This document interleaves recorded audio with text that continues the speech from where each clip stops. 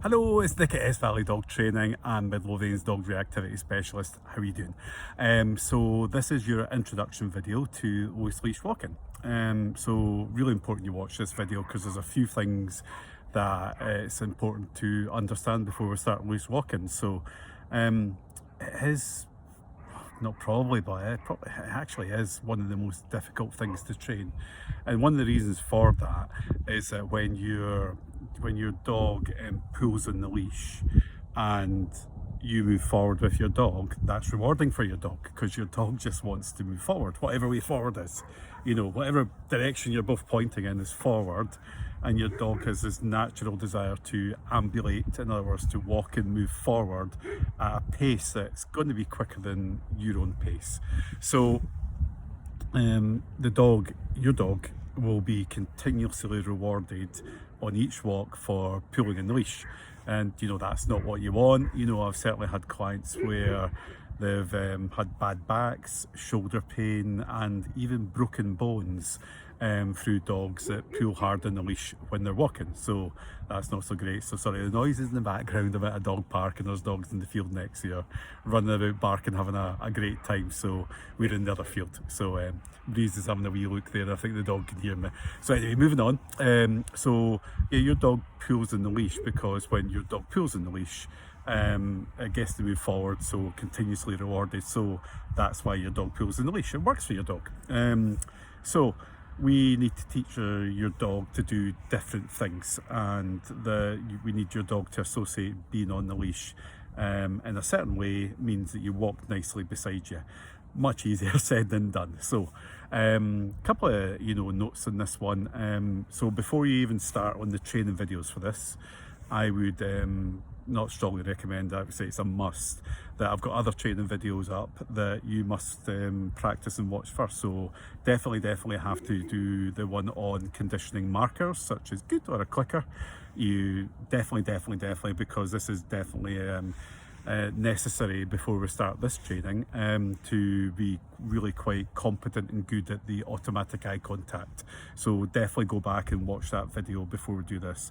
Other ones, I've got a video that's very popular on leash tension release. So in other words, when the dog pulls in the leash, teaching the dog to automatically release the tension in that leash by itself. The ready game may not seem like it's got much to do with leash walking, but it's another great game to play that actually assists and helps the leash walking.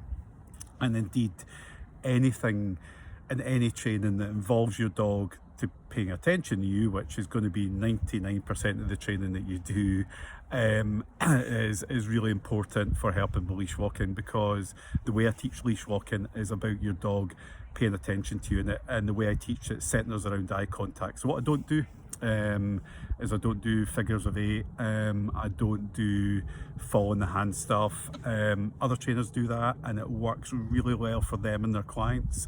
I don't do it because I deal with a lot of reactive dogs, and I want the leash walking to be about paying massive amounts of attention onto you rather than other things in the environment. So all the focus and all the eye contact and all the attention is on you. So that's a bit different, and I do find clients that have been taught previously the kind of figures of 8 and fall in the hand, they find it difficult to what's called fade the lure with the hand, and they find it very frustrating doing figures of 8, and then most of them just give up because it doesn't work for them.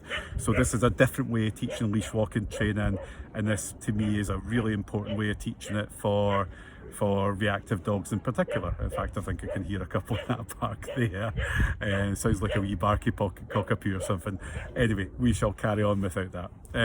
So it's really important with that. So there's, definitely there's things that you want to train in parallel and first with leash walking training, and there's also things that you kind of need to understand about leash walking training as well. So it is difficult. There's a lot of steps to go through the process, but stick with it. Couple of notes on equipment. I use a harness for leash walking training. So I don't have my collie on a leash all the time. So typically, and you might want to do this to make life a lot easier on yourself if you can handle in a safe way, I've got a 5 meter line, and typically I'll just pop Breeze in the 5 meter line.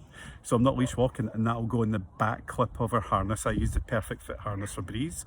There's other kind of Y-shaped 3-point harnesses available.